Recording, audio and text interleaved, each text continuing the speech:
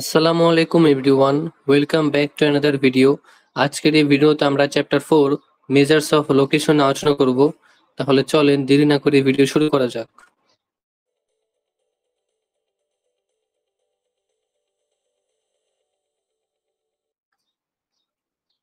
Chapter 4 এ আমরা measures of লোকেশনের বিভিন্ন রকম টাইপস দেখব। তো টাইপগুলো আমরা দেখে নিচ্ছি। Types of measures of location, এখানে আমাদের তিন ধরনের টাইপ আছে, কোয়ার্টাইল, ডিসাইল এবং পার্সেন্টাইল। এই তিনটা জিনিস কি সেগুলো আমরা আগে শিখে নিই। তো কোয়ার্টাইল হচ্ছে divide the data set into 4 equal parts.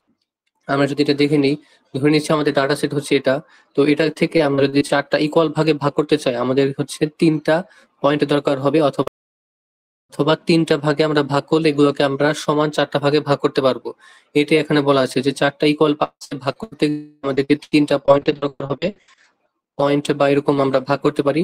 তো এই 3টা পয়েন্টই হচ্ছে আমাদের কোয়ার্টাইল। তো এই প্রথমটাকে আমরা বলবো হচ্ছে ফার্স্ট কোয়ার্টাইল Q1, পরেরটা আমরা বলবো হচ্ছে সেকেন্ড কোয়ার্টাইল Q2 এবং পরেরটাকে আমরা বলবো হচ্ছে থার্ড কোয়ার্টাইল Q3। এখন এই প্রথম থেকে এতটুকু অংশ হচ্ছে আমাদের 25%, এবং এরপর এখান থেকে এতটুকু অংশ হচ্ছে আমাদের 50%, এবং এখান থেকে এই পর্যন্ত হচ্ছে আমাদের 7। এভাবে হচ্ছে আমাদের এই ফুল ডাটাটা এভাবে ভাগ করা যায়। এখন আমরা দেখবো হচ্ছে ডিসাইলের জন্য। তো ডিসাইলের ক্ষেত্রে কি, ডিসাইলের ক্ষেত্রে আমরা যদি কোনো একটা ডাটাকে 10টা ইকুয়াল ভাগে ভাগ করতে চাই, আমাদেরকে 9টা পয়েন্টের দরকার হবে বা 9 ভাগে ভাগ করতে হবে। তাহলে আমরা 10টা ইকুয়াল পার্টস পাবো। তো এটা আমরা দেখে নিচ্ছি। আমরা এরকম একটা ডাটা সেট ধরে নিচ্ছি। তো এটাকে আমাদের 10টা ইকুয়াল ভাগে ভাগ করার জন্য আমাদের এটাকে 9 ভাগে ভাগ করতে হবে। তো আমরা 9 ভাগে ভাগ করার চেষ্টা করছি।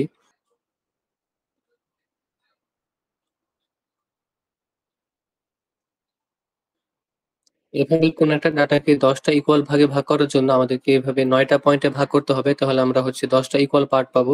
তো এভাবে 10টা ইকুয়াল ভাগে ভাগ করার জন্য 9টা পয়েন্টের দরকার হয়। এই পয়েন্টগুলোকে বলা হচ্ছে ডিসাইল। তো কোয়ার্টাইলের মতো আমরা এই প্রথমটাকে বলবো হচ্ছে ফার্স্ট ডিসাইল, পরেরটাকে আমরা বলবো হচ্ছে সেকেন্ড ডিসাইল, থার্ড ডিসাইল, এভাবে বাকিগুলো যেতে থাকবে। এখন এই প্রথমটার অংশ, এতটুকু অংশ হচ্ছে আমাদের 10%, শুরু থেকে D1 পর্যন্ত। এরপর যদি আমরা এখান থেকে এতটুকু ধরি, এটা হচ্ছে 20%, এবং এখান থেকে যদি আমরা পরেরটা ধরি, এটা হবে হচ্ছে 30%। এভাবে হচ্ছে আমাদের এত পর্যন্ত যাবে। এখন এখানে কি D10 পর্যন্ত যাবে? উত্তর হচ্ছে না, আমরা তো 9টা ভাগে ভাগ করেছি। এখানে যদি আমরা সর্বোচ্চ ভাগ করতে থাকি, আমরা পাবো হচ্ছে D8 এবং D9, আমরা কিন্তু D10 পাবো না। এই বিষয়টা আমাদের লক্ষ্য রাখতে হবে। এখন পরেরটা পার্সেন্টাইলের ক্ষেত্রে আমাদেরকে বলেছে হচ্ছে 100টা ইকুয়াল ভাগে ভাগ করতে হবে। তো এটার জন্য হচ্ছে আমাদের 99টা পয়েন্ট প্রয়োজন। এই পয়েন্টগুলোকে বলে হচ্ছে পার্সেন্টাইল। তো আমরা এটা দেখে নিচ্ছি। আমরা ধরে নিচ্ছি এটা হচ্ছে আমাদের ডাটাটা। এখন এটাকে আমাদের হচ্ছে 99 ভাগে ভাগ করতে হবে।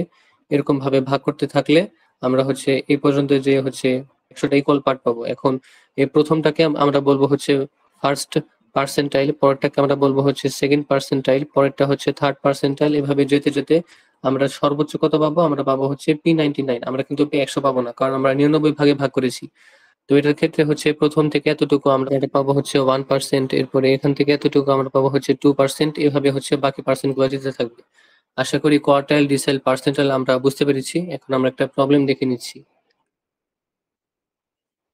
তো প্রবলেম করার আগে আমাদেরকে এই কোয়ার্টাইল, ডিসাইল এবং পার্সেন্টাইল এগুলোর আমাদের ফর্মুলা সম্পর্কে জানতে হবে।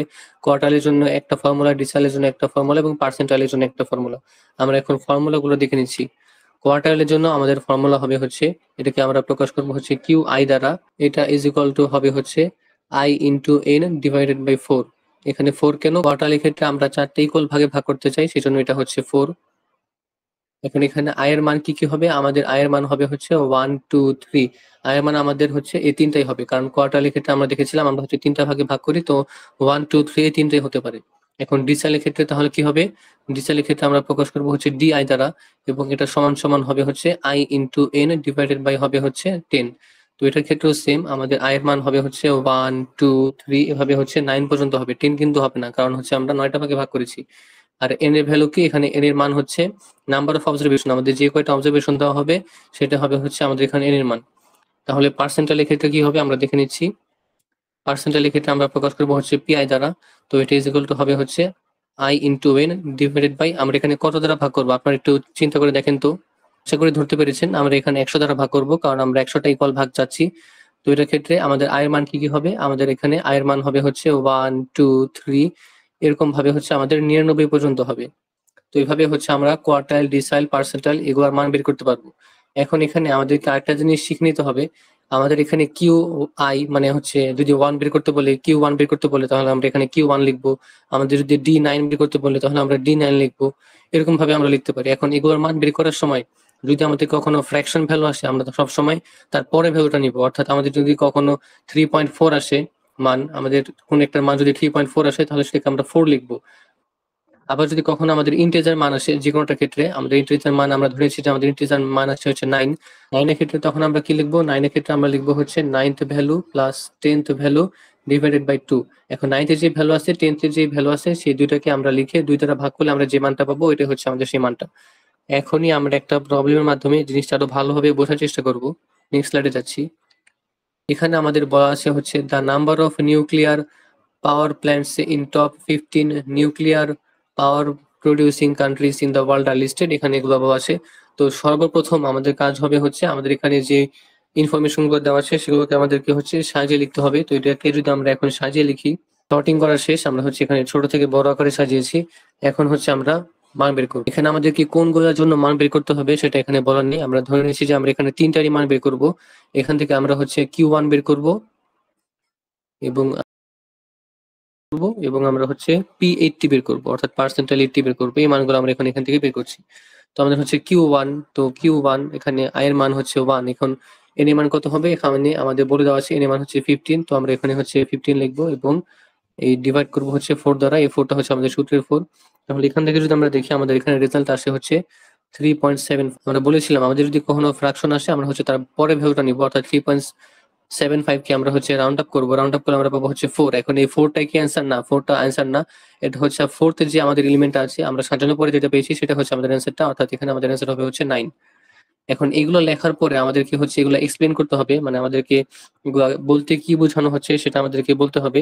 তো এটার জন্য যদি আমরা দেখি, তো এটার মানে হচ্ছে Q1 ইকুয়াল টু 9। এটার মানে হচ্ছে 15টা কান্ট্রির মধ্যে 25% কান্ট্রিরা 9-এর চেয়ে কম অথবা 9-এর সমান হচ্ছে নিউক্লিয়ার পাওয়ার প্ল্যান্ট আছে এবং 75% কান্ট্রির 9 অথবা 9-এর চেয়ে বেশি নিউক্লিয়ার পাওয়ার প্ল্যান্ট আছে। এখানে এটার মানে এটা বোঝানো হয়েছে। এখন আমরা D2 এর জন্য বের করে নিচ্ছি। তো 2 এর জন্য এটা হচ্ছে 2 এবং n এর মান হচ্ছে আমাদের 15। আমরা এখানে ভাগ করবো কত দিয়ে? আমরা এখানে ভাগ করবো 10 দিয়ে। তো এটার জন্য যদি আমরা রেজাল্ট দেখি আমরা রেজাল্ট পাবো হচ্ছে 3। এখন এখানে আমরা ইন্টিজার পেয়ে গেলাম। তো ইন্টিজারের ক্ষেত্রে আমাদের কি করতে হবে? ইন্টিজারের ক্ষেত্রে আমরা এই যে ভ্যালুটা পেলাম সেই ভ্যালুটার নিব এবং তার পরেরটা নিব, অর্থাৎ 3rd plus 4th value divided by হচ্ছে 2। তো থার্ড ভ্যালু কি? আমাদের থার্ড ভ্যালু হচ্ছে 8। আমরা এখানে 8 লিখে নিব। 8 প্লাস ফোর্থ ভ্যালু হচ্ছে 9, 9 ডিভাইডেড বাই 2। এখন এখান থেকে আমরা যে রেজাল্টটা পাবো সেটা হচ্ছে আমাদের অ্যান্সার, অর্থাৎ এটা হচ্ছে 8.5। সবসময় এখানে আমরা এই রেজাল্ট বের করার পরে, অর্থাৎ এরকম 3rd প্লাস 4th বাই 2 এরকম ভাবে যদি আমরা কখনো কোনো ভ্যালু বের করি তো এখানে যে আমরা রেজাল্টটা পাবো সেটা হবে হচ্ছে আমাদের অ্যান্সার। কিন্তু এই প্রবলেমের ক্ষেত্রে আমাদেরকে এখানে বলেছে number of nuclear power plants. এখানে number of nuclear power plants তো 8.5 হতে পারে না, তো এটাকে আমরা হচ্ছে 9 ধরে নিব।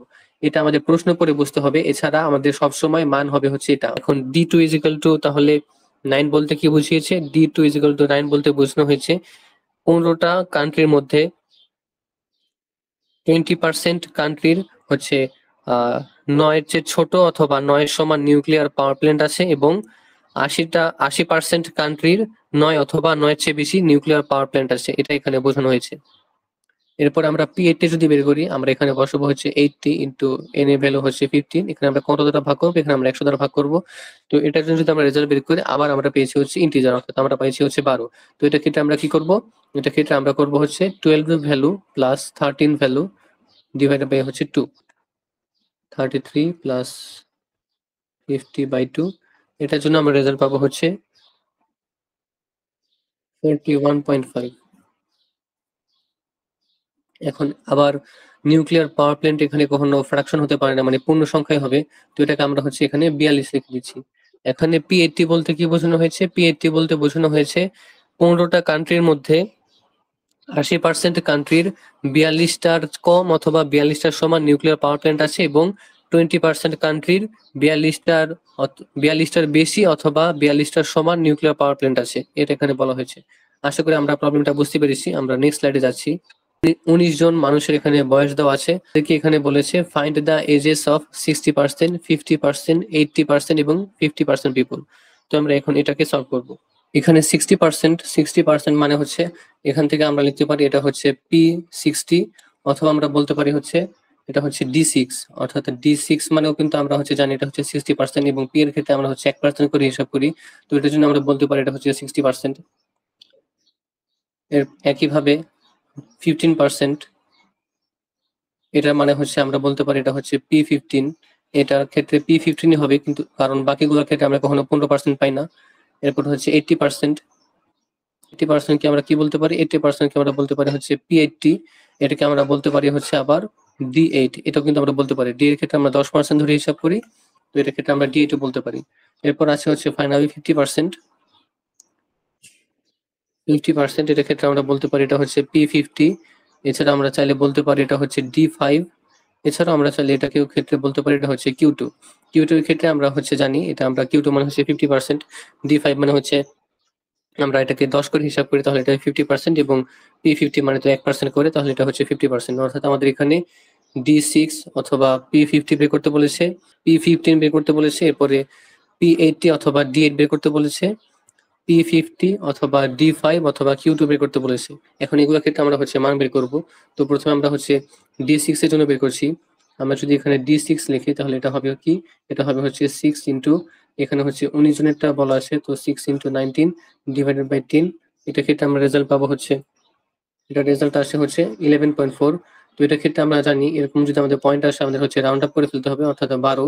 এটা কিন্তু অ্যান্সার না, এটা হচ্ছে আমাদের 12তমটা। তো এটাকে আমাদেরকে প্রথমে সাজিয়ে নেওয়া দরকার ছিল, তো এটাকে আমরা হচ্ছে সাজিয়ে নিব আগে। তো আমরা এখানে 12তম পেয়েছিলাম, তো এখান থেকে আমরা দেখি আমাদের 12তম মানে হচ্ছে 32, অর্থাৎ আমাদের এখানে D6 মানে হচ্ছে 32। এখন এটার ক্ষেত্রে আমরা দেখেছিলাম এটা হচ্ছে আমরা D6 লিখতে পারি, আবার P60 লিখতে পারি। তো আমরা যদি এখন P60 জন্য বের করে দেখাই যে আমাদের দুইটার মান সমানই আসে, এর ক্ষেত্রে দুইটাই বের করে দেখাতে হবে না, একটা বের করে দেখালে হবে। আমরা এখন চেক করার জন্য দেখছি যে আসলে আমাদের এখানে দুইটার মান সেম আসে কিনা। তো D60 মানে হচ্ছে 60 ইনটু 19 বাই হচ্ছে 10। এখান থেকে যদি আমরা রেজাল্ট বের করি, এটার রেজাল্ট আসে হচ্ছে আবার 11.4। তার মানে হচ্ছে 12তম ভ্যালুটাই, 12তম ভ্যালু কি ছিল? 12তম ভ্যালু ছিল হচ্ছে আমাদের 32। একইভাবে আমরা হচ্ছে P15 বের করে নিচ্ছি। P15 এর ক্ষেত্রে আমাদের রেজাল্ট একটাই আসবে, কারণ P15 বা 15% এরকম আমাদের আর কিছু নেই, শুধু P এর ক্ষেত্রে আছে। তো 15 ইনটু 19 ডিভাইডেড বাই হচ্ছে 100, সেটা 100 হবে, আমি 10 লিখেছিলাম। তো এটার ক্ষেত্রে রেজাল্ট আসে হচ্ছে 2.83। তো এটার ক্ষেত্রে আমরা লিখতে পারি এটা হচ্ছে থার্ড। তো আমাদের থার্ড এর ক্ষেত্রে কি ছিল? থার্ড এর ক্ষেত্রে ছিল হচ্ছে 18। তার মানে এটার ক্ষেত্রে আমাদের রেজাল্ট হচ্ছে 18।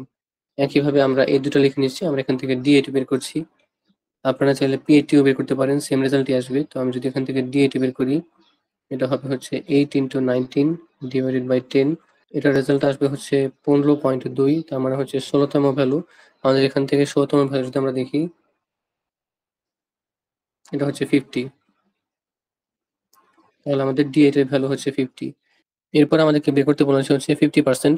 তো এটার ক্ষেত্রে আমরা হচ্ছে Q2 বের করছি। Q2 মানেও কিন্তু 50%, আশা করি আপনারা এটা জানেন। এখন এখানে হচ্ছে 2 ইনটু 19 ডিভাইডেড বাই কত হবে? ডিভাইডেড বাই হবে হচ্ছে 4।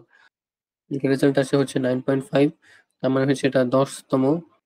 তো এখান থেকে আমরা 10তমটা কোনটা সেটা দেখে নিচ্ছি, এটা হচ্ছে 30। তাহলে এটাই হচ্ছে আমাদের অ্যান্সার। নেক্সট স্লাইডে যাচ্ছি।